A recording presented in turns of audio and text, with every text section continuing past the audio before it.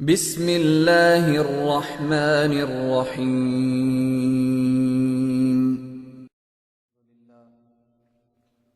الحمد للہ وحدہ لا شریک لہ والصلاة والسلام علی من لا نبی بعدہ، اما بعد فاعوذ باللہ من الشیطان الرجیم، بسم اللہ الرحمن الرحیم۔ اليوم اکملت لکم دینکم، اللہم صلی علی محمد وعلی آل محمد کما صلیت علی ابراہیم وعلی آل ابراہیم انک حمید مجید، اللہم بارک علی محمد وعلی آل محمد کما بارکت علی ابراہیم وعلی آل ابراہیم انک حمید مجید۔ معزز علماء کرام اور میرے نہایت واجب الاحترام طالب علم دوستوں اور بھائیوں، آپ حضرات کی خدمت میں نے دارالعلوم پلندری کے حوالے سے آپ کی خدمت میں ایک مختصر سی بات عرض کرنی ہے۔ وہ یہ کہ ہم جس ادارہ میں رہ کر پڑھیں یا جس ادارہ سے ہماری وابستگی ہو، ہمیں یہ ذہن نشین کرنا چاہیے کہ اس ادارے کا مسلک، اس ادارے کا منہج اور اس ادارے کا مذہب کیا ہے۔ اگر آدمی کسی مسلک اور منہج کو نہ سمجھے تو ٹھوکریں کھاتا ہے اور اس کو بات سمجھ میں نہیں آتی۔ اس ادارے کے بانی حضرت اقدس مولانا محمد یوسف خان صاحب نور اللہ مرقدہ، اللہ ان کی قبر پہ کروڑوں رحمتیں نازل فرمائے۔ حضرت کی کسی تعارف کے محتاج نہیں ہے کہ میں ان پر بات کروں۔ حضرت کے مزاج سے وہ حضرات واقف ہیں جو پرانے ہیں، اور جو نئے طلباء ہیں حضرت سے سبق پڑھا نہیں ہے، سننے کا موقع ملا نہیں ہے، وہ شاید حضرت کے علوم سے متعارف تو ہوں لیکن حضرت کے مسلکی مزاج سے واقف نہ ہوں۔ ہمیں بنیادی طور پر اہل السنت والجماعت احناف دیوبند کہتے ہیں، اور ہمیں اپنی ان چاروں نسبتوں کو سمجھنا بھی چاہیے اور اپنی ان چاروں نسبتوں کو باقی بھی رکھنا چاہیے۔ اہل السنت والجماعت احناف دیوبند، تو ہمارے نام کی نسبت میں 4 لفظ ہیں۔ نمبر 1 السنت، نمبر 2 والجماعت، نمبر 2 احناف، اور نمبر 3 احناف، اور نمبر 4 دیوبند۔ آج میرا دن 11 بجے پوٹھا میں بیان تھا، تو میں نے عوام کی خدمت میں کچھ باتیں عرض کی تھی۔ آپ طلبہ ہیں، میں آپ کے سامنے طالب علمانہ طور پر بات کروں گا۔ میں نے ان سے بھی عرض کیا کہ ہمارے 2 رشتے ہیں، اور 2 رشتوں کی وجہ سے ہمارے 2 نام ہیں۔ ایک رشتہ ہمارا اپنی ماں اور اپنے باپ سے ہے، ایک رشتہ ہمارا ہمارے پیغمبر اور رسول اکرم صلی اللہ علیہ وسلم سے ہے۔ والدین سے ہمارا رشتہ خون اور نسب کا ہے، اور پیغمبر سے ہمارا رشتہ روح اور ایمان کا ہے۔ اگر آپ مجھ سے پوچھیں کہ آپ کا نام کیا ہے، میں نے کہنا محمد الیاس۔ اب یہ نام میرا اللہ کے نبی نے نہیں رکھا، یہ نام میری ماں اور میرے باپ نے رکھا ہے۔ تو یہ نام ان نے رکھا جن سے تعلق میرا نسب کا ہے۔ اور اگر آپ سے پوچھے کہ آپ کا مسلکی نام کیا ہے، تو میں نے کہنا ہے اہل السنت والجماعت۔ اور یہ نام میرے ماں باپ نے نہیں رکھا، یہ نام میرے پیغمبر نے میرا رکھا ہے۔ تو والدین سے تعلق خون اور نسب کا ہے، اور نبی سے تعلق ہمارا روح اور ایمان کا ہے۔ ہم اولاد اپنے ماں باپ کی بھی ہیں اور اولاد اپنے نبی کی بھی ہیں۔ جب اللہ کا قرآن نبی کی بیویوں کو امت کی ماں کہتا ہے، تو نبی کی بیوی امت کی ماں تب ہی بنتی ہے جب خود نبی امت کا باپ ہو۔ اگر نبی امت کا باپ نہ ہو تو نبی کی بیوی امت کی ماں بن سکتی ہی نہیں۔ پیغمبر کی بیویاں ہماری مائیں بعد میں بنے گی، پیغمبر ہمارے باپ پہلے بنیں گے۔ اگر حضور ہمارے باپ نہ ہوں صلی اللہ علیہ وسلم، تو امہات المومنین رضی اللہ تعالی عنہن ہماری مائیں کیسے ہیں؟ تو یہ بات تو عام بندے کو سمجھ آتی ہے، کہ میرا باپ نسبی میرا باپ ہے، لیکن حضور میرے باپ ہیں، اس کا مطلب کیا ہے؟ اگر یہ مطلب سمجھنا ہو تو میں سمجھتا ہوں کہ قاسم العلوم والخیرات بانی دارالعلوم دیوبند حضرت مولانا محمد قاسم ننوتوی رحمۃ اللہ علیہ نے جو تحذیر الناس میں سمجھایا ہے، شاید اس سے بہتر تعبیر آپ کو کہیں نہ ملے۔ میں اکثر طلباء سے گزارش کرتا ہوں اپنے اکابر کی کتب پڑھیں اور اپنے اکابر کی کتب کو سمجھیں۔ میں اس پر جتنا اللہ کا شکر ادا کروں، حضرت ننوتوی رحمۃ اللہ علیہ کی کتب کو میں پڑھتا بھی ہوں اور بحمداللہ سمجھتا بھی ہوں، اور حضرت کی کتب کو آسان الفاظ میں طلباء کی خدمت میں پیش بھی کرتا ہوں۔ تحذیر الناس اتنی باریک کتاب ہے کہ قاری محمد طیب رحمۃ اللہ علیہ نے سبکن پڑھی ہے تو سمجھ آئی ہے۔ آپ اندازہ فرمائیں وہ کتنی دقیق، مغلق اور پیچیدہ علمی کتاب ہوگی۔ میں ساری کتاب آپ کے سامنے پیش نہیں کرتا، چلیں بات چل پڑی ہے۔ میں ایک بات عرض کرتا ہوں، حضرت ننوتوی رحمۃ اللہ علیہ نے یہ کتاب کیوں لکھی ہے؟ اس کتاب کا نام کیا ہے؟ تحذیر الناس عن انکار اثر ابن عباس، یہ کتاب کا پورا نام ہے۔ حضرت عبداللہ بن عباس رضی اللہ عنہما فرماتے ہیں کہ 7 زمینیں ہیں اور ہر زمین پہ ایک آدم ہے تمہارے آدم جیسا، حدیث بیان ہو رہی ہے، اور ہر زمین پر ایک ابراہیم تمہارے ابراہیم جیسا، ہر زمین پہ حضرت عیسیٰ تمہارے عیسیٰ جیسے، نوح حضرت نوح جیسے، موسیٰ حضرت موسیٰ جیسے، نوح تمہارے نوح جیسے، اور ایک محمد تمہارے محمد صلی اللہ علیہ وسلم جیسے۔ اب بندے کے ذہن میں سوالات آتے ہیں۔ ایک سوال کیا ہے کہ بتائیں خاتم النبیین کون سے محمد ہے صلی اللہ علیہ وسلم؟ یہ ہماری زمین والے یا چھٹی زمین والے یا 5ویں زمین والے، چوتھی والے، تیسری والے، دوسری والے، پہلی والے؟ یہ خاتم النبیین کون سے حضرت محمد صلی اللہ علیہ وسلم ہے؟ تو بعض لوگوں نے حدیث کا انکار کر دیا، ہم مانتے ہی نہیں ہیں۔ کیوں؟ اس کا جواب نہیں بنا۔ مولانا ننوتوی فرماتے ہیں ہم صحابی کے اثر کا انکار نہیں کرتے، صحابی کے اثر کا معنی وہ بیان کریں گے کہ جو دوسرے دلائل کے بالکل مطابق ہو۔ اس سوال کا جواب دینے کے لیے مولانا قاسم ننوتوی رحمۃ اللہ علیہ نے پوری کتاب لکھی ہے تحذیر الناس عن انکار اثر ابن عباس، اور بڑی دلچسپ اور مدلل کتاب ہے جو پڑھنے والی ہے۔ کتاب تو لمبی ہے، میں ساری آپ کی خدمت میں ایسے عرض کروں گا۔ اس دفعہ جب چناب نگر 15 روزہ ختم نبوت کانفرنس تھی تو میں نے ان طلباء کے سامنے جو ختم نبوت کا کورس کرنے کے لیے آئے تھے، اسی تحذیر الناس کا خلاصہ 1 گھنٹے میں بیان کیا کہ تحذیر الناس میں ہے کیا۔ آپ یقین فرمائیں مجھے خود علماء عالمی مجلس تحفظ ختم فرمانے لگے کہ مولانا میں پہلی بار آج تحذیر الناس سمجھ آئی ہے، یہ کتاب ریکارڈ کرا کے دے دو۔ ہم اس کو باقاعدہ چھپواتے ہیں کہ ننوتوی رحمۃ اللہ علیہ کی علوم کتنے دلچسپ اور پڑھنے والے ہیں۔ حکیم الامت حضرت مولانا اشرف علی تھانوی رحمۃ اللہ علیہ حضرت ننوتوی کے بارے میں ایک جملہ فرماتے تھے کہ مولانا محمد قاسم ننوتوی منقول کو معقول اور معقول کو محسوس بنا کر پیش کرتے ہیں۔ منقول کو معقول اور معقول کو محسوس بنا کر پیش کرتے ہیں۔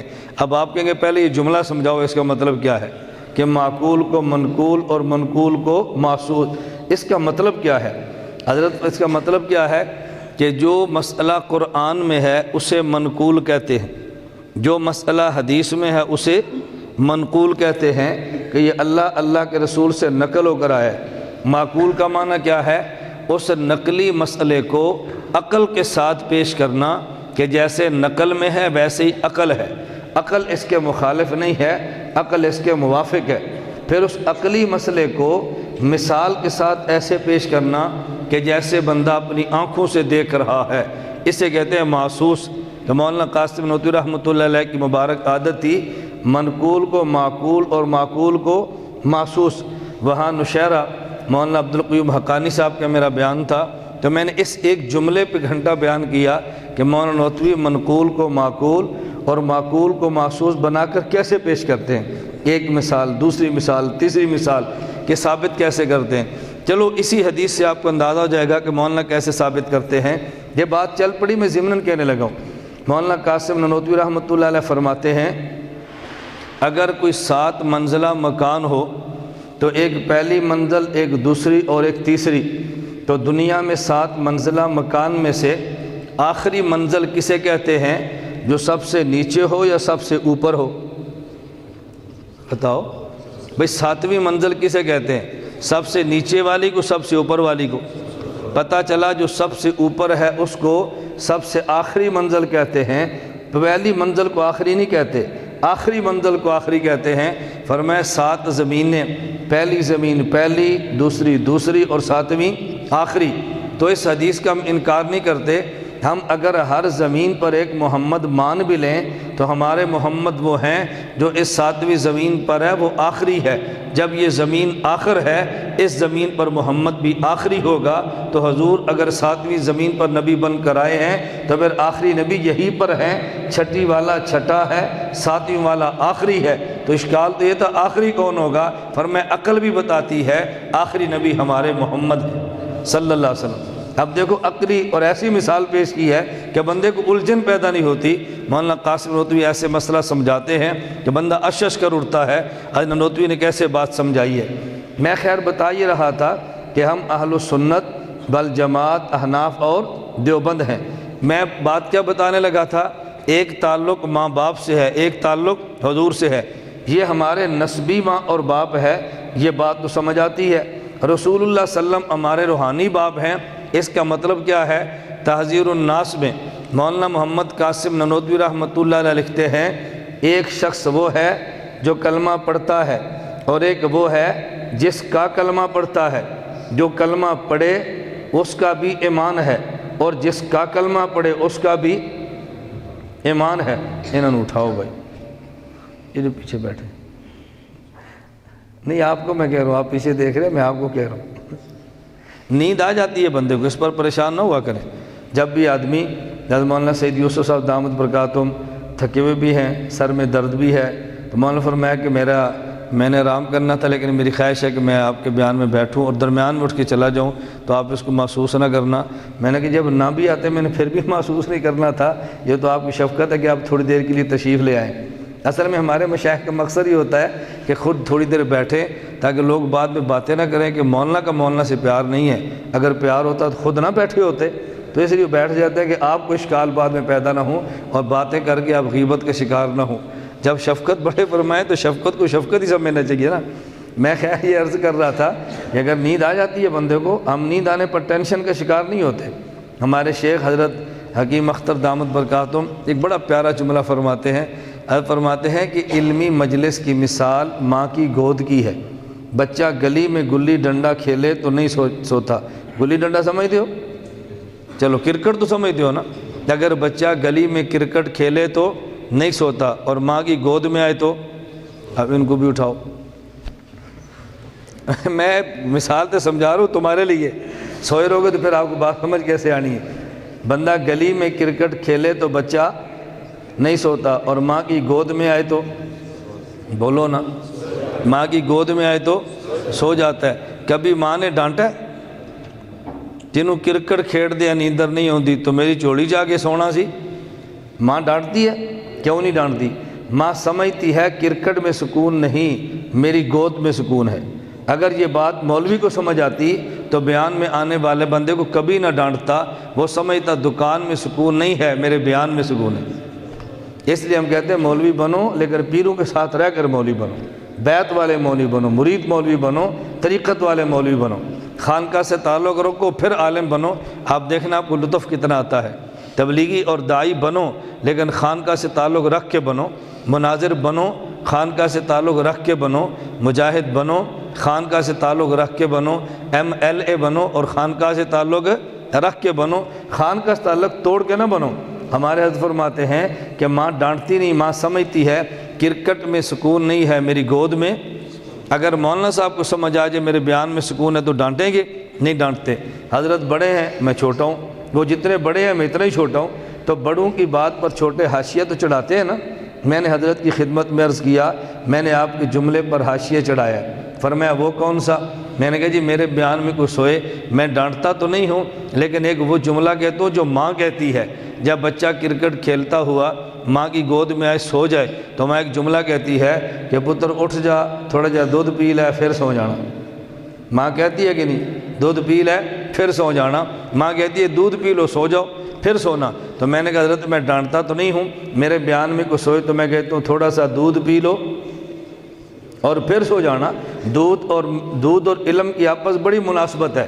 اگر کوئی بندہ علم چاہے تو دعا کون سی مانگتا ہے؟ رب زدنی علما۔ اور اگر دودھ چاہیے تو پھر دعا کون سی مانگتا ہے؟ اللہم بارک لنا فیہ وزدنا منہ۔ علم کے لیے بھی زدنی اور دودھ کے لیے بھی زدنا، تو وہاں بھی دعا تو ایک ہی ہے نا۔ آدمی خواب میں دیکھے کہ میں نے دودھ پیا ہے تو تعبیر کیا ہوگی؟ اللہ اس کو علم دیں گے، تو دودھ علم میں بڑی مناسبت ہے۔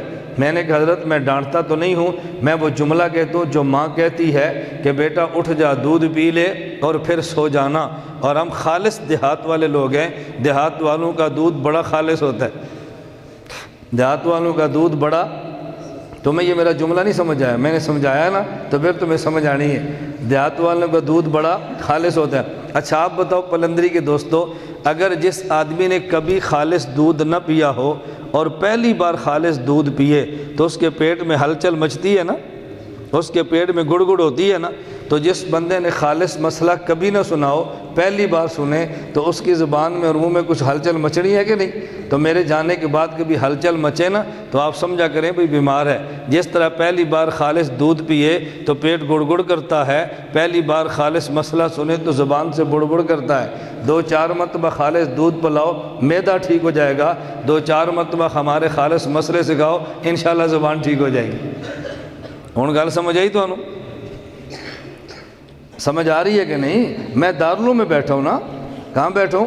دارالعلوم، اپنے مرکز بیٹھا ہوں۔ اپنے مرکز میں تو بندے کو جھجک نہیں ہوتی، اپنے گھر میں اپنی باتیں نہ کہہ سکے تو بتاؤ میں نے امام بارگاہ میں جا کر خالص مسئلے بیان کرنے، کہاں بیان کروں گا جا کر؟ اپنے گھر پہ تو خالص بات سمجھ نہیں ہوتی ہے۔ ہمارے حضرات کے بھی بہت الجھن کے شکار ہوتے ہیں اور مجھے اتنا تعجب ہوتا ہے، میں اس تعجب کو اپنی زبان سے بیان نہیں کر سکتا۔ ہمارے اس دارالعلوم کا مزاج نہیں ہے، اللہ گواہ ہے مولانا بیٹھے ہیں، کبھی مجھ پر مولانا نے پورے کشمیر میں آج تک پابندی عائد نہیں کی یہ بیان کرنا اور یہ نہ کرنا، ہمارا کشمیر متحمل نہیں ہے، کبھی بھی یہ بات مجھے نہیں فرمائی۔ لیکن اگر عام بندہ کو کہے نا تو مجھے تعجب بہت ہوتا ہے، مدرسہ کس کا ہے؟ دیوبند کا۔ محتمم کون ہے؟ دیوبندی۔ طلبہ کون ہے؟ دیوبندی۔ معاون کون ہے؟ دیوبندی۔ دیوبندی والا مسئلہ نہیں دسنا، اچھا پھر کسے دسیے؟ بات سمجھ آ رہی ہے آپ کو؟ چلیں بات پھر لمبی ہو رہی ہے، میں نے اصل مسئلہ آپ کو سمجھانا ہے۔ میں نے وقت بہت تھوڑا لینا ہے اپنا، میں انشاءاللہ زیادہ وقت آپ کر ہی لوں گا۔ آپ پتہ نہیں تھکے ہیں کہ نہیں، میں بھی تھکا ہوں اور میرا جی چاہتا ہے کہ وقت تھوڑا بیان کروں اور اپنے کام سے کام رکھیں۔ مولانا قاسم نانوتوی رحمۃ اللہ علیہ فرماتے ہیں، عنوان ہے نا ذہن میں، مولانا فرماتے ہیں ایک وہ جس نے کلمہ پڑھا اور ایک وہ جس کا کلمہ پڑھا۔ جس نے کلمہ پڑھا ایمان اس میں بھی ہے اور جس کا کلمہ پڑھا ایمان اس میں بھی ہے۔ فرق کیا ہے؟ جس کا کلمہ پڑھے اس کا ایمان اصل ہوتا ہے اور جو کلمہ پڑھے اس کا ایمان نسل ہوتا ہے۔ اصل باپ کو کہتے ہیں، نسل اولاد کو کہتے ہیں۔ اصل باپ کو کہتے ہیں، نسل اولاد کو کہتے ہیں۔ چونکہ نبی کا ایمان اصل ہے، امتی کا ایمان نسل ہے، تو اصل باپ ہے، نسل اولاد ہے، نسل والا باپ ہے، اصل والا اولاد ہے۔ اس رشتے سے امتی نبی کا بیٹا بنتا ہے۔ آپ کو بات سمجھ آئی ہے؟ بیٹا بنتا ہے اور نفس ایمان میں اشتراک کی وجہ سے بھائی بنتا ہے۔ نہیں سمجھ آئی؟ میں ایک سوال کا جواب دے رہا ہوں، آپ کی توجہ نہیں ہے۔ نفس ایمان میں اشتراک کی وجہ سے بھائی بنتا ہے۔ آپ کو کہ جی کیا مطلب؟ آج وہاں پوٹھا میں تھا تو مجھے ایک چٹ آئی، اس نے کہا جی دیوبندی کہتے ہیں کہ رسول اللہ صلی اللہ علیہ وسلم نے فرمایا کہ میرے بعد کچھ لوگ آئیں گے جو میرے بھائی ہوں گے۔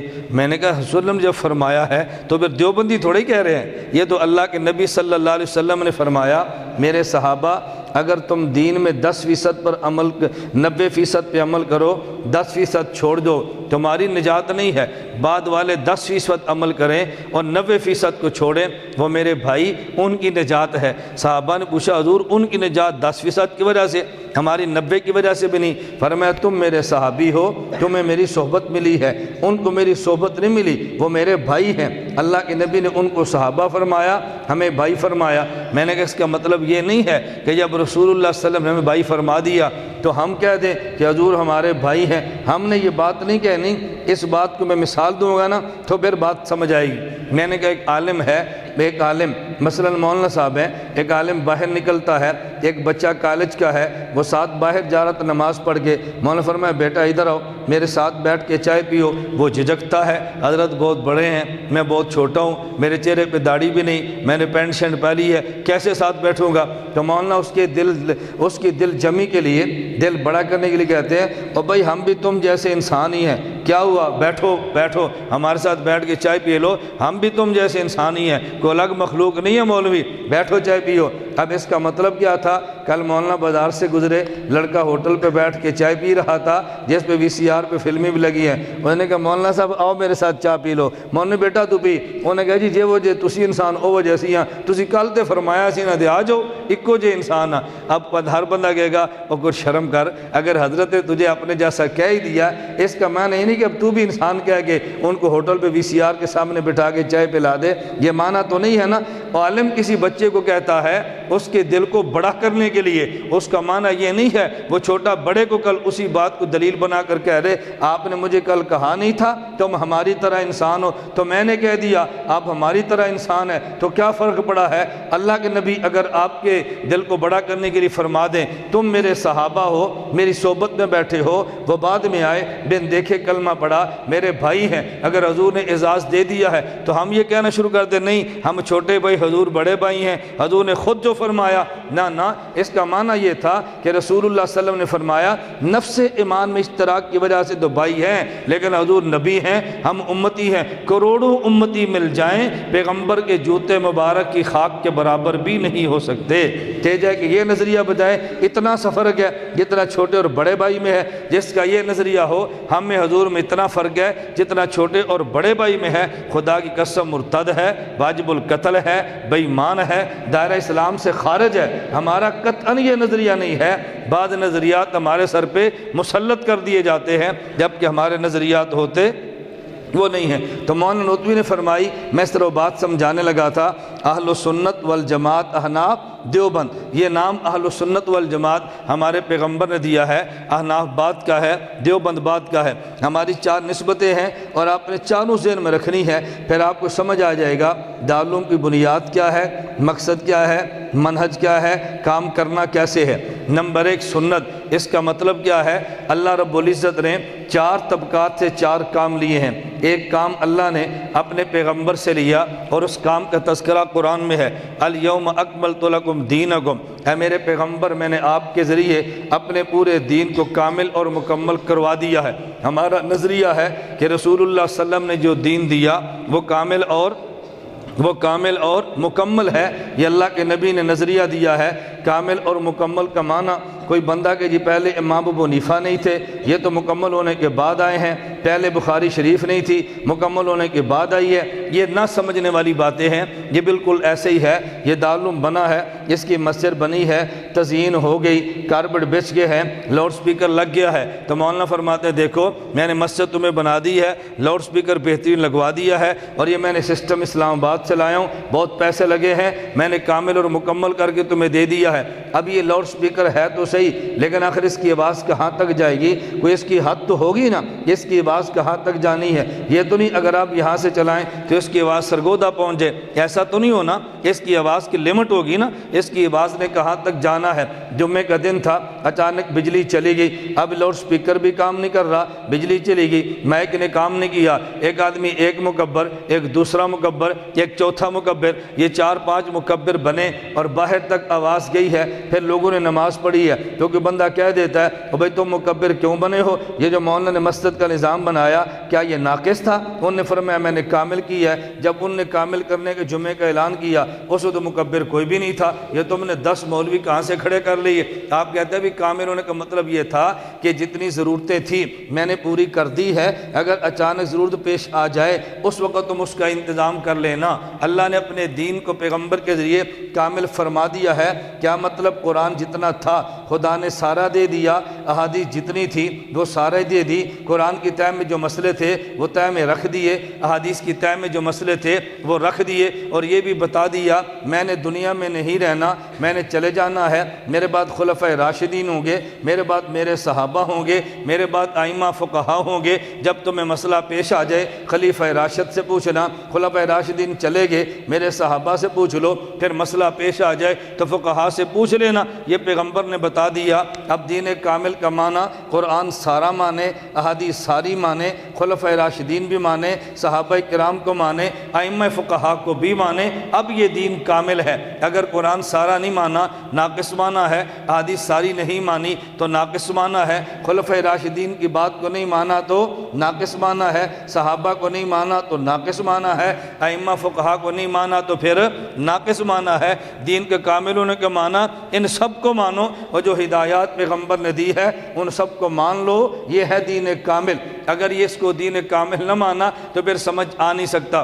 میں ایک مثال دوں گا تو بعد آپ کے دماغ میں بیٹھے، ابو جی فوت ہو گئے، اور جب فوت ہونے لگے اپنے بیٹے سے کہا کہ بیٹا میری بات توجہ سے سن، میں جب دنیا سے چلا جاؤں میرے جانے کے بعد رشتے کرنے ہیں اپنے چچا سے پوچھنا، اور چچا کے پوچھے بغیر نکاح نہ کرنا۔ اس نے کہا جی بہت اچھا، ابو جی بیمار تھے فوت ہو گئے، اس لڑکے کا کس جگہ نکاح کرنے کو دل کرتا ہے، چچا جان نے منع کیا، تو نے وہاں رشتہ نہیں کرنا، ہم لڑکی کے خاندان کو سمجھتے ہیں، بیک گراؤنڈ سمجھتے ہیں، ہمارے وہ لیول کے نہیں ہیں، ان کے خاندان کے مسائل ہیں، بچہ یہ رشتہ نبھ نہیں سکتا۔ وہ لڑکا کہتا ہے اب چچا میں آپ کی بات مانتا ہوں، مجھے اعتراض تو نہیں ہے، لیکن میں نے تو قرآن پڑھا ہے، مجھے الحمد سے لے کر والناس تو کوئی آیت نہیں ملی کہ چچا کی بات مانو، جو حدیثیں میں نے پڑھی ہیں مجھے تو حدیث کوئی نہیں ملی چچا کی بات مانو۔ ہاں ابو جی کہہ دیتے نا میں مان لیتا، آپ کی بات کیسے مانوں، میں تو مسلمان ہوں، قرآن حدیث کا پابند ہوں، دائیں بائیں کی باتیں تو میں سنتا ہی نہیں ہوں، ماننا تو بڑے دور کی بات ہے۔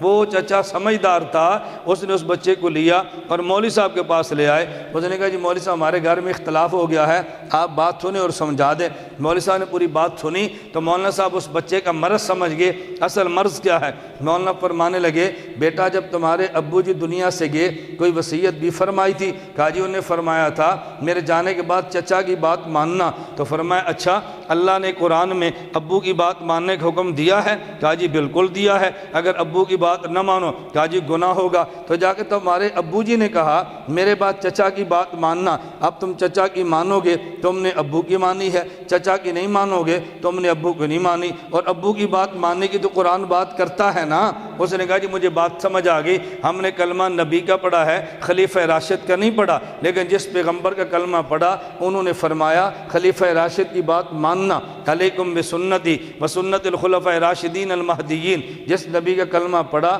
انہوں نے فرمایا تم نے صحابہ کی بات ماننی ہے، اصحابی کالنجوم فبأی مقتدیتم مہتدیتم۔ جس نبی کا کلمہ پڑھا اس نے فرمایا کہ تم نے فقہا کی بات ماننی ہے۔ علی المرتضیٰ کہتے ہیں، موجم اوسط طبرانی کی روایت ہے، میں نے پوچھا یا رسول اللہ ان نزل بنا امر لیس فی بیان امر ولا نہی فما تأمرنا، اگر کوئی مسئلہ پیش آ جائے نفیاً اثباتاً قرآن و سنت میں نہ ملے تو پھر میں کیا کروں؟ فرمایا تشاورون الفقہاء، فقہا کی بات ماننا۔ اب بتاؤ جب اللہ کے نبی نے فرمایا خلیفہ راشد کی بات مانو، اللہ کے نبی نے فرمایا صحابہ کی بات مانو، اللہ کے نبی نے فرمایا فقہا کی بات مانو، ان العلماء ورثۃ الانبیاء، علماء نبی کے وارث ہیں، جب نبی نے فرمایا میرا وارث عالم ہے تم اس کی بات مانو، تو پتہ چلا دین کامل تب بنتا ہے قرآن سارا مانو، احادیث ساری مانو، خلفۂ راشدین کو بھی مانو، صحابہ کرام کو بھی مانو، فقہا کو بھی مانو، علماء کو بھی مانو، ورنہ دین کامل ہو سکتا ہے؟ یہ دین کامل کا میں معنی سمجھا رہا تھا، ہمیں کوئی بندہ دھوکہ نہ دے۔ میں ایک مرتبہ بچیوں کو سبق پڑھا رہا تھا، درمیان میں ایک بچی آ گئی، اور وہ بچی اہل سنت والجماعت کی نہیں تھی، غیر مقلدن لڑکی تھی، مسلکاً اہل حدیث تھی۔ اس نے مجھے ایک چٹ دی مسئلہ سمجھنے کے لیے، مجھے کہتی ہے کہ یہ جو علماء دیوبند کہتے ہیں کہ مرد بیعت کر سکتے ہیں تو عورتیں بھی بیعت کر سکتی ہیں، اس کی دلیل کیا ہے؟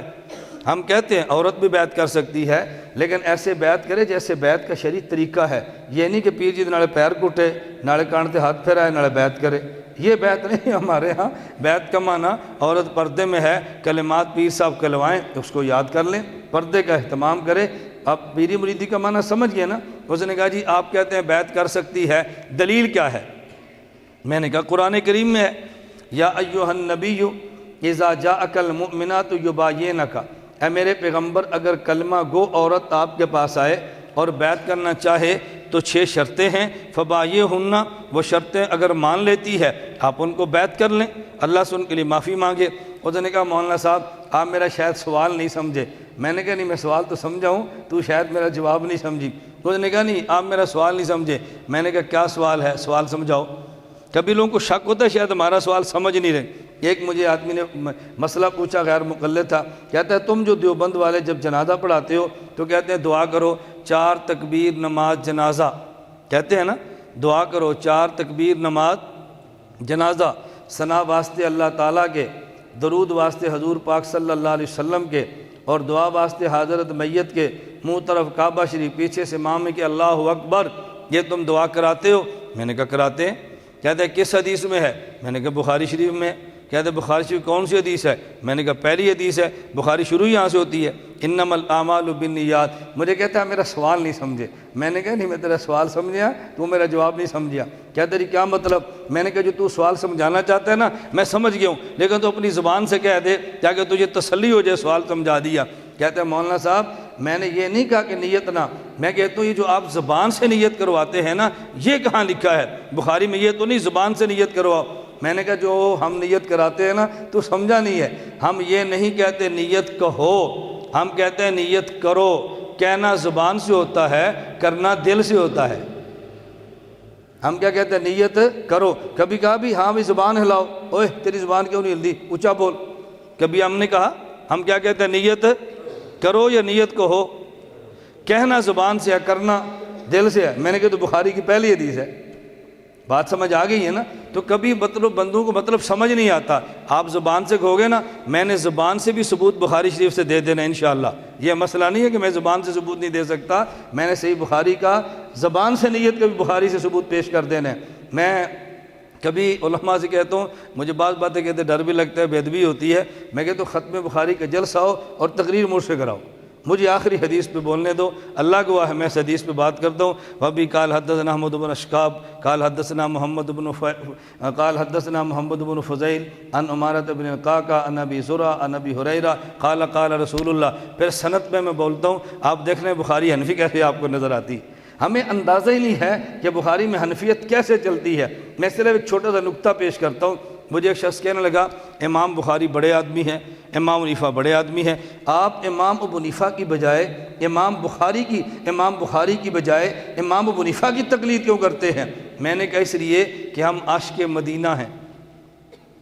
تو ہم جواب نہیں سمجھانا، جس نے میں نے سمجھانا نہیں نا تو میں نہیں سمجھانا۔ اس نے کیا سوال کیا کہ امام بخاری بھی بڑے عالم، امام ابو حنیفہ بھی بڑے عالم، آپ امام بخاری کی بجائے امام ابو حنیفہ کی تقلید کیوں کرتے ہیں؟ میں نے جواب کیا دیا؟ جواب تو یاد کر لو، کیا جواب دیا؟ ہم عاشق مدینہ ہیں۔ کہتے ہیں کیا مطلب؟ میں نے کہا جو بندہ جس سے عشق کرے نا اس کی خواہش ہوتی ہے مجھے میرے معشوق اور محبوب تک جلدی پہنچاؤ، وہ دیر برداشت نہیں کر سکتا۔ ہم عاشق مدینہ ہیں، ہمارا دل کرتا ہے مدینہ جلدی جائیں۔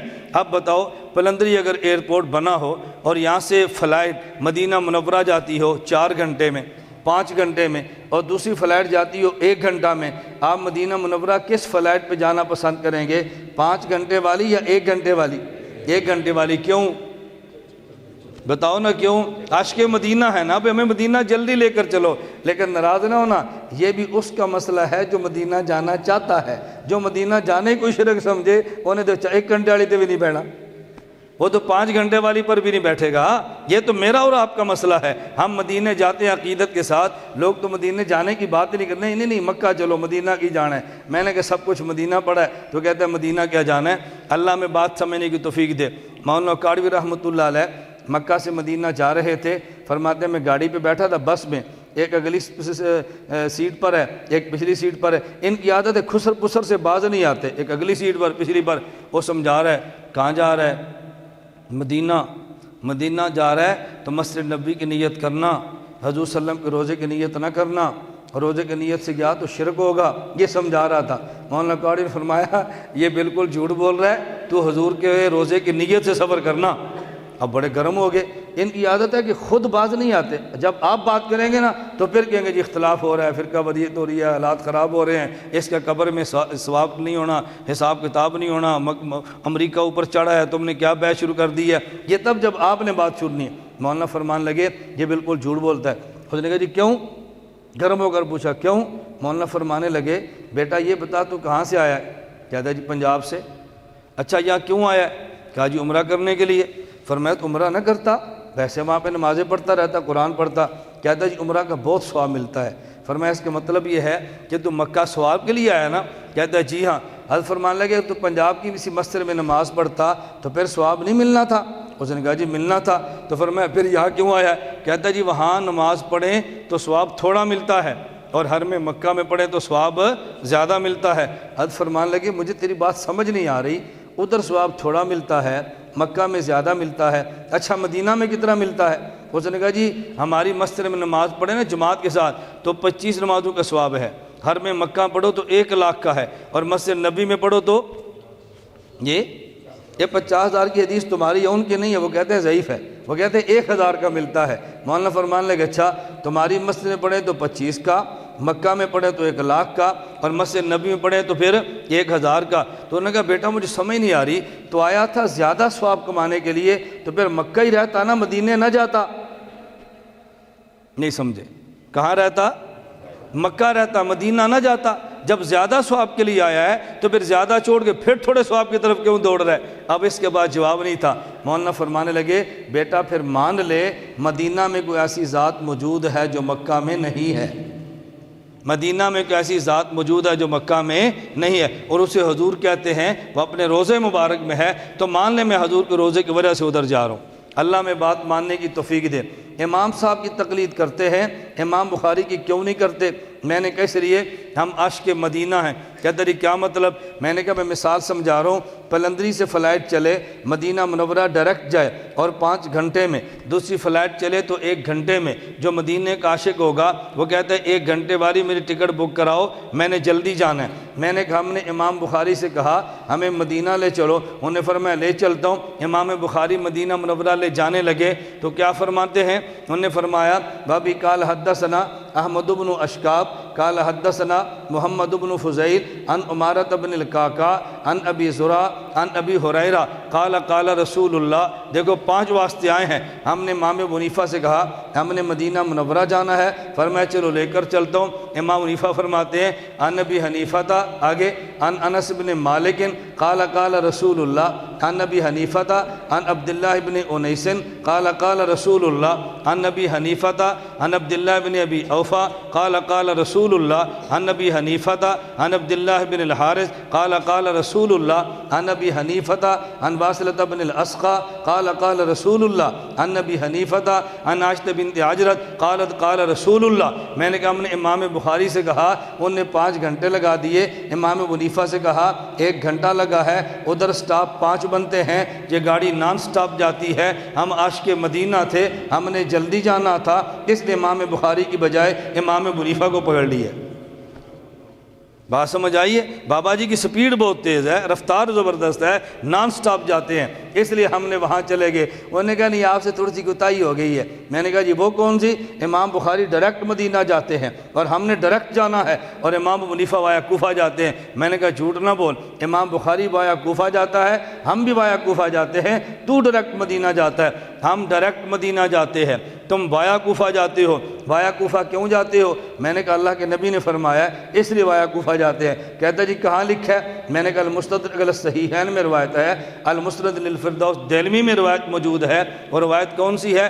انا مدینۃ العلم وعلی بابها فمن اراد المدینہ فلیات الباب۔ فرمایا کہ میں شہر علم ہوں، علی شہر علم کا دروازہ، جو شہر آنا چاہے وہ دروازے سے ہو کر آئے۔ حضور مدینہ میں ہے، علی کوفہ میں ہے، ہم نے جانا مدینہ شہر میں ہے، لیکن وایا دروازہ جانا ہے، کیونکہ حضور نے فرمایا شہر آنا ہو تو وایا دروازہ جانا۔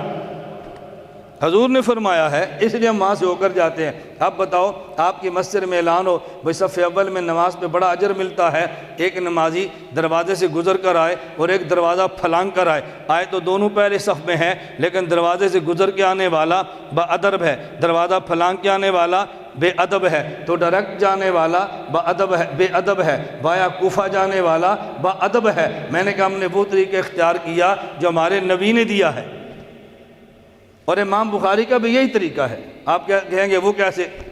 عنوان لمبا ہو جاتا ہے، پھر میں بات سمیٹتا ہوں، پھر بات سے بات نکلتی ہے۔ امام بخاری نے کیسے؟ آپ نے ایک جملہ سنا ہوگا لیکن شاید کبھی توجہ نہ کی ہو۔ ابن حجر اسقلانی رحمۃ اللہ علیہ ہدی الساری مقدمہ فتح الباری میں امام بخاری کا جملہ نقل کرتے ہیں۔ وہ جملہ کیا تھا؟ میں بصرہ گیا، بغداد گیا، میں شام گیا، میں حجاز گیا، میں فلاں حرمین میں گیا، یہ خود ذکر فرمایا میں کہاں کہاں پہ گیا۔ پھر امام بخاری تفصیل بتاتے ہیں کہ میں فلاں جگہ 2 مرتبہ گیا، فلاں جگہ 4 مرتبہ گیا، فلاں جگہ 1 مرتبہ گیا۔ جب حجاز اور کوفہ کی باری آئی نا، امام بخاری فرماتے ہیں وَأَقَمْتُ بِالْحِجَازِ 6 أَعْوَامٍ وَلَا أُحْصِي كَمْ دَخَلْتُ إِلَىٰ کوفہ۔ حجاز میں 6 سال تک ٹھہرا اور کوفہ میں کتنی بار گیا ہوں مجھے یاد ہی نہیں ہے۔ توجہ رکھنا، یہ امام بخاری کیوں فرماتے ہیں میں حجاز 6 سال تک ٹھہرا اور کوفہ کتنی بار گیا مجھے، یہ کیوں فرمایا؟ امام بخاری تو بہت ذہین آدمی تھے، کوفہ جانا کیوں یاد نہیں میں کتنی بار گیا؟ آپ دارالعلوم میں رہتے ہیں، میں پوچھتا ہوں اچھا بھائی آپ کا نام کیا ہے؟ ایسا بتاؤ، نعمان۔ دارالعلوم پلندری پڑھتے ہو کتنے سال سے؟ پہلا سال۔ اچھا یہ بتاؤ دارالعلوم کا گیٹ ہے آپ کتنی بار سے گزرے ہو؟ کئی نہیں، کتنی دفعہ؟ دیکھو کہتے ہیں نا کئی دفعہ۔ امام بخاری بھی کہتے ہیں لا اسی کم دخلت۔ پوچھو بھئی یہاں کتنی عرصہ ٹھہرا؟ کہتا ہے 1 سال۔ دروازے کتنی بار گزرا؟ کہتا مجھے یاد ہی نہیں ہے۔ امام بخاری سے پوچھو حجاز کتنے سال ٹھہرے؟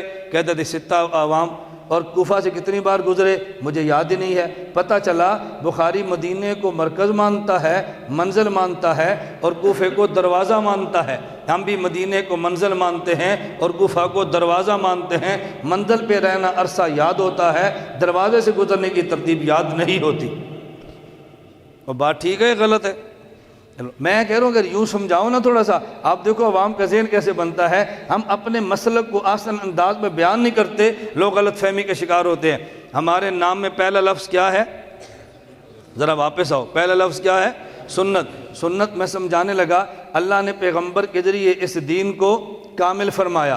رسول اللہ صلی اللہ علیہ وسلم نے کامل تو فرما دیا، لیکن نبی پاک صلی اللہ علیہ وسلم نے جو دین کامل دیا تھا اپنے پیغمبر نے، لیکن جب حضور جب دین دیا ہے تو بڑی مشکلات کا زمانہ ہے۔ حضور آئے ہیں پیسہ بھی نہیں، حضور آئے ہیں دولت بھی نہیں، نبی آئے ہیں وہ قوت اور طاقت بھی نہیں، حضور پاک صلی اللہ علیہ وسلم آئے ہیں پاس حکومت بھی نہیں ہے، اللہ کے نبی تشریف لائے دعوی نبوت کیا ہے تو افراد کا جتھا بھی نہیں ہے، اللہ کے نبی کو صحابہ نے دولت بھی دی ہے، طاقت بھی دی ہے، قدموں میں رکھ دی ہے، سب کچھ نبی کے حوالے کر دیا۔ ان الدین بدا غریبا وسیودکما بدا، دین آیا تو اجنبی تھا، صحابہ نے جگہ دی، مقام دیا، ٹھکانہ دیا۔ حضور پوری دنیا کے نبی ہیں لیکن مکہ اور مدینہ حجاز میں ٹھہرے ہیں، دنیا میں گئے نہیں ہیں۔ نبی کے دین کو پوری دنیا میں لے کر کون گئے ہیں؟ پیغمبر کے صحابہ۔ تو پھر میں 2 لفظ کہتا ہوں، صحابہ نے رسول اللہ صلی اللہ علیہ وسلم کے دین کو جمایا ہے، ابو جال جیسے فرعون کی گردن کو توڑا ہے، دین کو جمایا ہے، عتبہ شیبہ کو صاف کیا ہے، دین کو جمایا ہے، کعب بن اشرف کو صاف کیا ہے، دین کو جمایا ہے، مرہب کو تلوار سے صاف کیا ہے۔ صحابہ نے دین کو جمایا، اور جب جمع ہے تو پھر پوری دنیا میں دین کو پھیلایا ہے۔ خدا نے نبی کے ذریعے دین کو مکمل کروایا ہے اور صحابہ کے ذریعے دین کو جمایا اور پھیلایا ہے۔ یہ 2 کام ہو گئے۔ صحابہ نے پھیلا تو دیا لیکن ایک جگہ جم کر بیٹھنے کا، لکھنے لکھوانے کا موقع نہیں ملا۔ اللہ نے امام ابو حنیفہ کو پیدا فرمایا۔ امام ابو حنیفہ نے کام کیا کیا؟ 40 رکنی کمیٹی بنا لی ہے اور مسئلے لکھوانے شروع کر دی ہے۔ اللہ نے ہمارے امام کے ذریعے اپنے پیغمبر کا دین لکھوایا ہے، نبی کے ذریعے دین کامل مکمل کروایا ہے، صحابہ کے ذریعے جمایا اور پھیلایا ہے، امام ابو حنیفہ کے ذریعے دین کو لکھوایا ہے۔ یہ دین لکھا ہوا آیا، بر صغیر سے فتنے اٹھے ہیں۔ فتنے دو قسم کے تھے، کسی نے دین میں کمی کی ہے، کسی نے دین میں اضافہ کیا ہے۔ جو کمی کرے الہاد والا اور جو اضافہ کرے بدعات والا، جو کمی اور اضافہ نہ کرے اہل سنت والجماعت والا۔ کسی نے کمی کی ہے، کسی نے اضافہ کیا ہے۔ خدا نے علماء دیوبند کو پیدا فرمایا، ان نے کمی بھی نہیں ہونے دی، اضافہ بھی نہیں ہونے دیا، کمی کو بھی روکا ہے، اضافے کو بھی روکا ہے۔ بات توجہ سے سمجھنا، علماء دیوبند دین کے ٹھیکے دار نہیں، یہ دین کے پہرے دار ہیں۔ پہرے دار کا کام کیا ہے؟ اگر اندر سے گھر سے کوئی قیمتی چیز چوری کرے یہ نکالنے نہیں دیتے، اگر کوئی گھر میں گند پھینکے تو پھینکنے نہیں دیتے۔ بعضوں نے سنت کو نکالنے کی کوشش کی ہے، علماء دیوبند نے پہرا دیا۔ بعضوں نے بدعات کو داخل کرنے کی کوشش کی ہے، دیوبند نے پہرا دیا۔ قیمتی چیز کو نکالا جو سنت ہے، کہتے ہیں نہیں نکالنے دیں گے، اور اندر گند داخل کیا جسے بدعت کہتے ہیں، کہا نہیں داخل کرنے دیں گے۔ ہم پہرے دار جو ہیں، تو اللہ نے علماء دیوبند کے ذریعے کیا کام لیا؟ الہاد کا راستہ بھی روکا ہے اور بدعات کا راستہ بھی روکا ہے۔ ایک بندہ کہتا ہے خدا عرش پہ ہے، ہر جگہ پہ نہیں۔ دوسرا کہتا ہے خدا بھی ہر جگہ پہ، نبی بھی ہر جگہ پہ۔ تو جس نے خدا کو ہر جگہ پہ نہیں مانا یہ کمی کرتا ہے، جو نبی کو ہر جگہ پہ مانے وہ اضافے کرتا ہے۔ ایک کہتا ہے خدا کا وجود نہیں ہے، یہ کمی کرتا ہے۔ ایک کہتا ہے کئی خدا موجود ہیں، یہ اضافے کرتا ہے۔ علماء دیوبند نے فرمایا خدا ہے اور ایک ہے، خدا ہر جگہ پہ ہے، نبی مدینہ میں، نبی کا فیض ہر جگہ پہ ہے۔ ایک نے کہا کہ دیکھو نبی معصوم نہیں ہے، دوسرا کہتا ہے نہیں نبی معصوم ہے، نبی کے بعد 12 معصوم اور بھی ہیں۔ تو جس نے نبی کو معصوم نہیں مانا یہ کمی کرتا ہے، اور جس نے 12 معصوم اور مانے وہ اضافے کرتا ہے۔ علماء دیوبند نے پہرا دیا، ہم نبی کو معصوم نہ مانیں، ہم یہ کرنے نہیں دیں گے، عصمت انبیاء کو نکالو، نکالنے نہیں دیں گے، اور بعد والوں کو معصوم مان کے داخل کرو، ہم داخل بھی کرنے نہیں دیں گے۔ تو کسی نے نبی کو معصوم نہیں مانا، کسی نے 12 اور بھی مانے۔ جو نبی کو معصوم نہ مانے وہ کمی کرتا ہے، اور جو 12 اور مانے وہ اضافے کرتا ہے۔ ایک بندہ کہتا ہے خود اللہ کے نبی قبر میں زندہ نہیں، ایک کہتا ہے نہیں یہاں بھی زندہ ہے، جو وہاں زندہ نہ مانے وہ کمی کرتا ہے، اور جو یہاں بھی زندہ مانے وہ اضافے کرتا ہے۔ ایک کہتا ہے نبی کے روزے پر جاؤ تب بھی نہیں سنتے، ایک کہتا ہے یہاں سے بولو تب بھی سنتے ہیں۔ جو وہاں سے انکار کرے یہ کمی کرتا ہے، اور جو یہاں سے بھی مان لے وہ اضافے کرتا ہے۔ دیوبند والے کمی بھی نہیں ہونے دیتے، اضافہ بھی نہیں ہونے دیتے۔ ایک کہتا ہے پگڑی نہیں باندھنی، ننگے سر پھرنا ہے، اور ایک کہتا ہے باندھنی ہے اور باندھنی بھی سبد ہے۔ تو جو انکار کرے ننگے سر پھرو یہ کمی والا، جو سبد کو ضروری قرار دے وہ اضافے والا۔ ایک کہتا ہے فرض کے بعد بھی دعا نہ مانگو، ایک کہتا ہے نفل کے بعد بھی مانگنی ہے۔ جو فرض کے بعد انکار کرے یہ کمی والا، جو نفل کے بعد ضروری قرار دے وہ اضافے والا۔ ایک کہتا ہے تراویح 20 نہیں پڑھنی 8 پڑھنی ہے، یہ کمی والا۔ ایک کہتا ہے 20 بھی پڑھنی ہے، اور جیسے تراویح پڑھی ویسے ہی آپ نے دعا بھی مانگنی ہے، یہ اضافے والا ہے۔ تو کوئی کمی کرتا ہے کوئی اضافے۔ ایک کہتا ہے 2 ہاتھ سے مصافحہ نہیں کرنا، 1 ہاتھ سے کرو۔ ایک کہتا ہے مصافحہ بھی 2 ہاتھ سے کرنا ہے، ساتھ گھٹنے بھی ٹیک دینے ہیں۔ 1 ہاتھ سے مصافحے کا انکار 2 ہاتھ سے انکار کرے یہ کمی والا، اور گھٹنے ٹیک دے تو یہ اضافے والا۔ دیوبند والوں کے ذریعے خدا نے دین کو کمی اور بیشی سے بچایا ہے، دیوبند نے پہرا دیا ہے۔ اب توجہ رکھنا، میں نے کہا خدا نے نبی کے ذریعے دین کو مکمل کروایا ہے، صحابہ کے ذریعے دین کو جمایا اور پھیلایا ہے، اللہ نے ابو حنیفہ کے ذریعے دین کو لکھوایا ہے، علماء دیوبند کے ذریعے دین کو بچایا ہے۔ علماء دیوبند کے ذریعے دین کو، آپ کون ہیں؟ آپ نبی تو نہیں ہے نا؟ بتاؤ بولو بھائی، یہ کچھ شک ہے؟ اور نبی تو نہیں ہے نا؟ صحابی ہیں، ابو حنیفہ ہیں، آپ ہیں کون؟ ایک نسبت باقی بچتی ہے نا، علماء دیوبند ہے نا۔ دین تو خدا نے مکمل کروا دیا، یہ تو ہماری ضرورت نہیں ہے، لکھوا بھی دیا یہ بھی ہماری ضرورت نہیں ہے، دنیا میں پھیلا دیا یہ بھی ہو چکا ہے۔ تو اب ایک کام کون سا ہے؟ دین کو، علماء دیوبند نے ہر دور میں دین کو بچایا ہے۔ اگر دارالعلوم دیوبند کا مدرسہ ہے اور یقیناً دیوبند کا مدرسہ ہے تو پھر آپ کے ذمہ کیا ہے؟ دین کو بچانا۔ بچائیں گے کہ نہیں؟ کمی والوں سے یا اضافے والوں سے؟ جی دونوں سے، کمی والے سے بھی اضافے والوں سے۔ اچھا یہ بتاؤ بڑا مجرم کمی والا یا اضافے والا؟ دونوں رائے آ گئی علماء کی، بعض علماء یہ فرماتے ہیں، بعض علماء یہ فرماتے ہیں، بیچ اس مسئلے کے علماء کا شدید اختلاف ہے۔ بات سمجھنا، یہ کمی والا بڑا جرم ہے اضافے والا؟ آپ کو نہیں سمجھ آنی، میں مثال دیتا ہوں پھر سمجھنا، توجہ رکھنا۔ یہ مسجد ہے اور مسجد کے ساتھ بازار ہے، یہ مسجد ہے اور ساتھ کیا ہے؟ ایک بندہ کہتا ہے کہ یہ بھی مسجد ہے، یہ بازار بھی مسجد ہے، جرم ہے یا نہیں؟ بتاؤ، بازار کو مسجد کہنا جرم ہے نا؟ ایک بندہ کہتا ہے یہ بھی مسجد ہے اور یہ بازار بھی، دوسرا بندہ کہتا ہے وہ بھی بازار ہے یہ بھی بازار ہے، مسجد ہے ہی نہیں، یہ بھی جرم ہے یا نہیں؟ بڑا جرم کون سا ہے؟ بڑا جرم کون سا ہے جی؟ ہاں، یہ بڑا مجرم ہے جو مسجد کا بھی انکار کرتا ہے۔ کیوں؟ جو بازار کو مسجد کہہ رہا تھا وہ مسجد کو تو مسجد مان رہا تھا نا، کچھ اضافہ کیا ہے نا، اور جس نے کہا یہ مسجد ہی نہیں ہے اس نے جڑیں کھوکھلی رکھ کر کے رکھ دی۔ تو جس نے بازار کو مسجد مانا مجرم یہ بھی ہے، نمبر 2 ہے، اور جس نے مسجد کو بھی بازار کہا یہ مجرم ہے، مجرم نمبر، وہ ملحد ہے، یہ بدعتی ہے، اضافے والا بدعتی ہے، اور کمی والا۔ آپ طلبہ ہیں، آپ ایمان کے ساتھ بتاؤ، ہم مخالفت بدعتی کرتے ہیں ملحد کی؟ ہمیشہ بدعتی کی۔ اچھا، پھر ہم ساتھ یہ بھی کہتے ہیں ہمیں مال ان سے ملتا ہے، کہتے ہیں آگے نہیں؟ تبلیغ والے کہتے ہیں ہمیں مال کن سے ملتا ہے؟ بدعتیوں سے ملتا ہے۔ وہ لوگ ادھر آتے ہیں، حضرت قاری رحمہ اللہ فرماتے تھے بدعتی کی مثال کچی روٹی کی ہے، ملحد کی مثال جلی روٹی کی ہے۔ بدعتی کی مثال کچی روٹی کی ہے، ملحد کی مثال کچی روٹی کو پکاؤ تو پک جاتی ہے نا، اور جلی کو ٹھیک کرو تو ٹھیک ہوتی ہے، ایسی ہے یا نہیں؟ اچھا، عجیب، میں وہی کہہ رہا ہوں، تعجب مجھے جس بات پر ہوتا ہے، سمجھتے ہیں کہ بڑا مجرم ملحد ہے جو کمی کرتا ہے، اس کے خلاف ہم تیاری نہیں کرتے، نہ انہوں نے کچھ نہ کو، اور جو سمجھتے ہیں چھوٹا مجرم ہے سارے اس کے خلاف ہے۔ اچھا، یہ بھی مانتے ہیں کہ ہمارے گھر سے جو ڈکیتی ہو رہی ہے وہ ملحد ڈکیتی کر رہا ہے، بدعتی ڈکیتی نہیں کر رہا۔ مجھے آپ ایک سوال کا جواب دیں، پورے آزاد کشمیر میں آپ مجھے 10 بندے ایسے بتا سکتے ہیں جو پہلے دیوبندی ہوں اور پھر بریلوی ہو گئے ہوں؟ بتائیں، بتا سکتے ہیں؟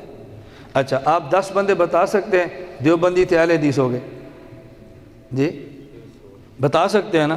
اچھا، آپ خود بتاؤ کہ آپ کے لیے نقصان دہ پھر کون ہے، جو آپ کا مال چھین دیں یا آپ کو مال دے رہے ہیں؟ بتاؤ نا بھائی۔ تبلیغی جماعت جو پھیل رہی ہے کہ نہیں؟ ہماری جماعت ہے، تو بریلوی تو تبلیغی جماعت میں آ رہے ہو، ٹھیک ہو رہے ہیں یا نہیں ٹھیک ہو رہے؟ تو ایک بندہ افراد دے رہا ہے، ایک بندہ توڑ رہا ہے، تو زیادہ فکر کس کی کرو، جو دے رہا ہے جو توڑ رہا ہے؟ ایک بندہ آپ کے مدرسے کو چندہ دیتا ہے، دوسرا مدرسے کی چوری کرتا ہے، تو کس کے خلاف تقریر کرو گے، جو چندہ دیتا ہے یا جو چوری کرتا ہے؟ میں کہتا ہوں چوروں کو سنبھالو، آپ کہتے ہیں جو چندہ دیتا ہے اس کے خلاف تقریر نہ کرو۔ میں یہ نہیں کہتا، بات اچھی طرح سمجھو، اللہ میں بات سمجھنے کی توفیق عطا فرمائے۔ ہم اہل سنت بھی ہیں، احناف بھی ہیں، دیوبند بھی ہیں، والجماعت بھی ہیں۔ سنت کیوں؟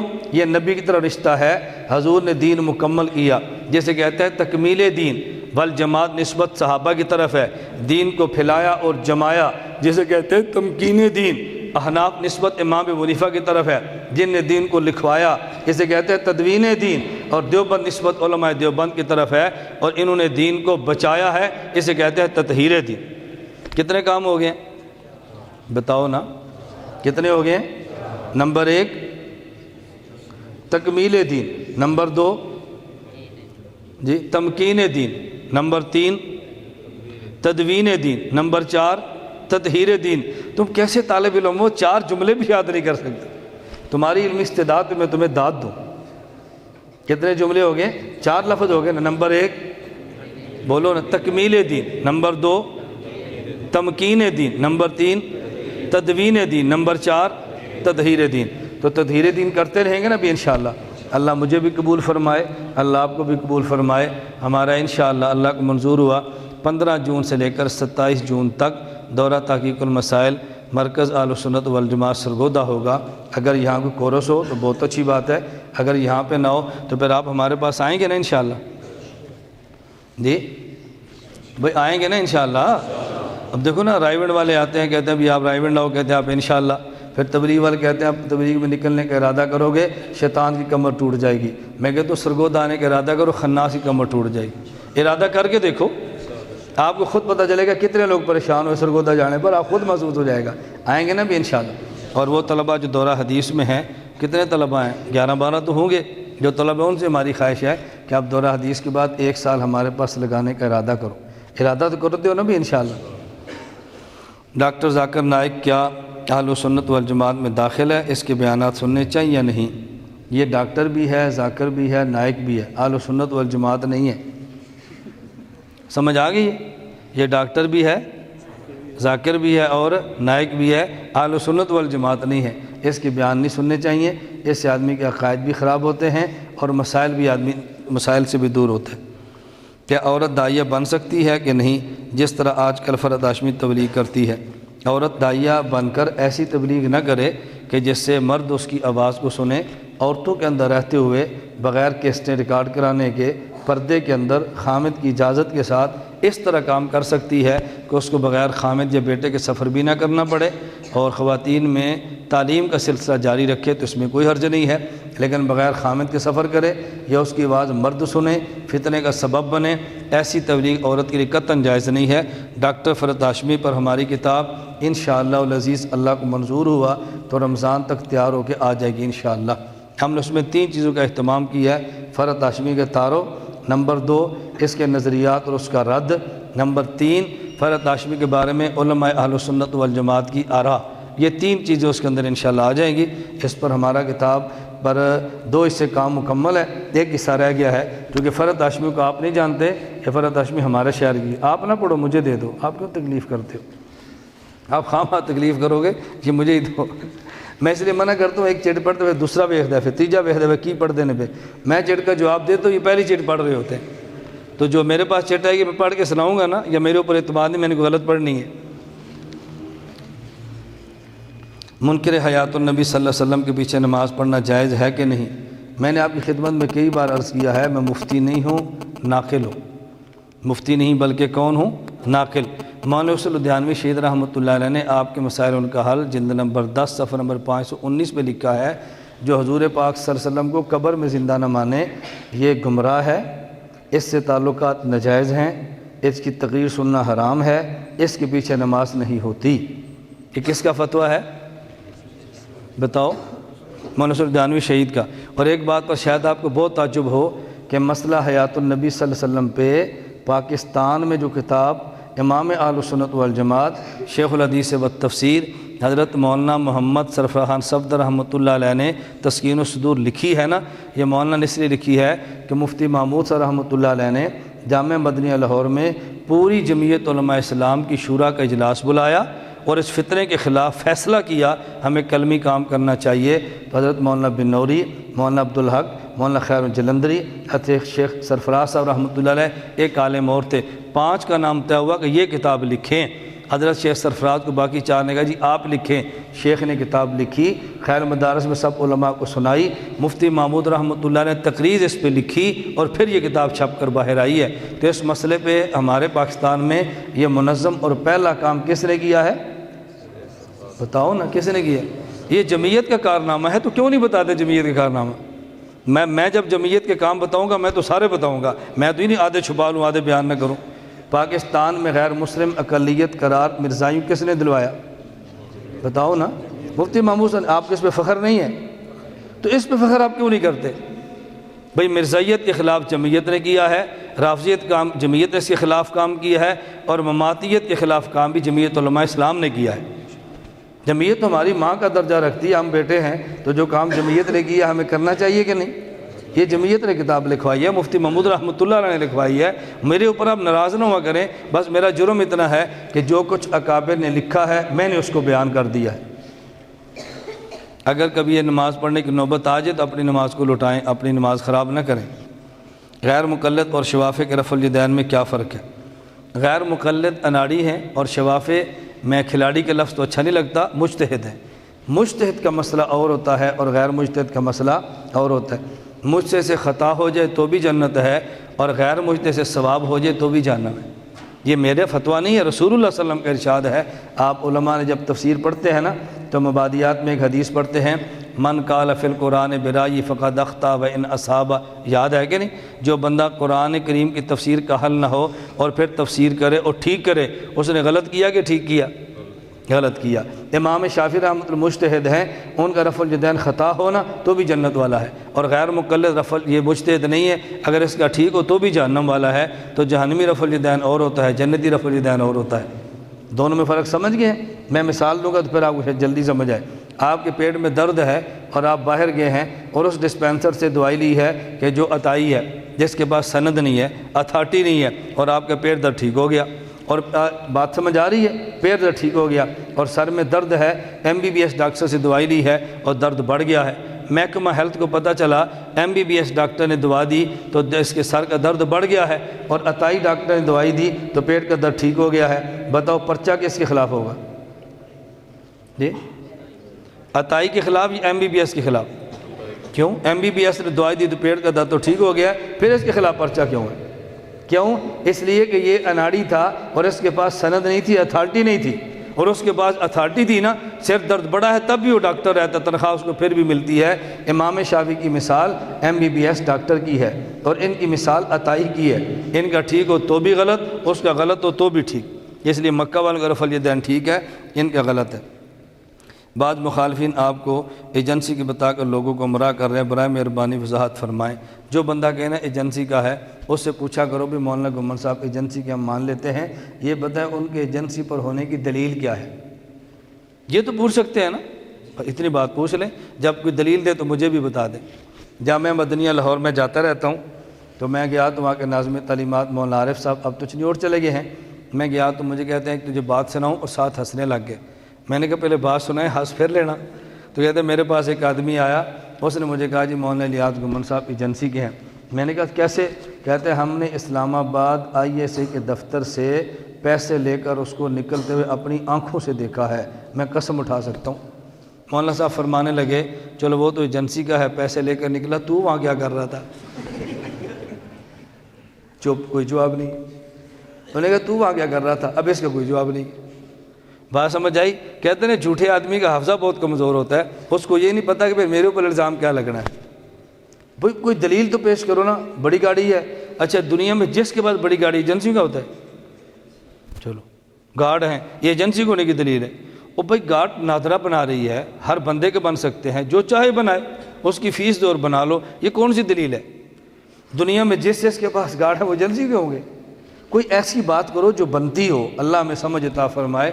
میں تو اس پر زیادہ صفائیاں نہیں دیتا، میں چاہتا ہوں کہ میرے خلاف یہ لگے رہیں، اس کا مجھے فائدہ یہ ہوتا ہے کہ میں گناہ گار آدمی ہوں، بہت سارے گناہ ہو جاتے ہیں، یہ غیبت کر کے مجھے پاک صاف کر کے سلا دیتے ہیں، تو میرا فائدہ ہے یا نقصان ہے؟ اس لیے یہ لگے رہیں تو اسی میں ہمارا نفع ہے، ہماری نیکیاں ان کے کھاتے، ہمارے گناہ ان کے کھاتے، ان کی نیکیاں ہمارے کھاتے میں آ جائیں گی، تو ہم ایسے جملے کہنے پر خوش ہوتے ہیں، پریشان نہیں ہوتے۔ ہمارا مولانا فضل الرحمان صاحب کی طرح بڑا دل ہے، چھوٹا دل نہیں ہے۔ عمران خان مولانا فضل الرحمان صاحب خلاف باتیں کرتا ہے، اس کے بارے میں کچھ فرمائیں۔ عمران خان یہودیت کا ایجنٹ ہے، اگر مولانا کے خلاف بات کرے تو آپ کو خوش ہونا چاہیے، اگر مولانا کی تائید کرے تو آپ کو پریشان ہونا چاہیے کہ مولانا فضل الرحمان صاحب ٹھیک ہے غلط ہے، یہ بھی تعریف کر رہا ہے۔ اگر مولانا کی وہ تعریف نہ کرے نا تو آپ خوش ہوں کہ یہ تو اب اس کا مطلب ہے کہ مولانا ٹھیک ہے، اور اگر یہ بھی مولانا کی تعریف کرے تو پھر آپ کو شک پڑنا چاہیے۔ اس لیے عمران خان کا مولانا کے خلاف بک بک کرنا ہی اس بات کی دلیل ہے کہ مولانا حق پر ہیں اور وہ باطل پر ہے، اس کو کیسے مولانا اچھے لگیں۔ وہاں مولانا فضل الرحمان صاحب لاہور تشریف لائے تو اخبار پہ خبر بھی آئی تھی، تو مولانا سے کسی نے کہا جی عمران خان آپ کے خلاف بہت بیان دیتا ہے تو آپ فرمائیں۔ مولانا فرماتے ہیں سیاسی نابالغ ہے، بڑا ہوگا ٹھیک ہو جائے گا۔ نہیں سمجھے؟ سیاسی نابالغ، بچہ نہ بھی سیاست میں آیا ہے تو اس کو نہیں پتہ بیان کیسے دینا، بڑا ہوگا ٹھیک ہو جائے گا۔ اللہ ہم سب کو عمل کی توفیق عطا فرمائے، اللہ مجھے اور آپ سب سے دین کا کام لے۔ تو آپ چھٹی میں آئیں گے نا بھی انشاءاللہ؟ ابھی دعا کے بعد ہمارا باہر لٹریچر موجود ہے، میں طلباء سے کہتا ہوں اس لٹریچر کو پڑھنے کی نیت سے لیں اور آپ لٹریچر کا مطالعہ فرمائیں اور اس کو سنیں۔ اللہ ہم سب کو نوازے۔ الحمدللہ رب العالمین۔ والصلاۃ والسلام علی رسولی وعلی آلہ وصحابہ اجمعین۔ اے اللہ ہمارے گناہوں کو معاف فرما، خطاؤں سے درگزر فرما، اس دارالعلوم کو ظاہری اور باطنی ترقیاں عطا فرما، حضرت شیخ الحدیث رحمۃ اللہ علیہ کے درجات بلند فرما، اللہ ان کی اولاد اور جامعہ کو شرور سے محفوظ فرما، خیر کا ذریعہ بنا، صدقہ جاریہ بنا۔ اے میرے مولا کریم ہم سب کا خاتمہ بالایمان فرما۔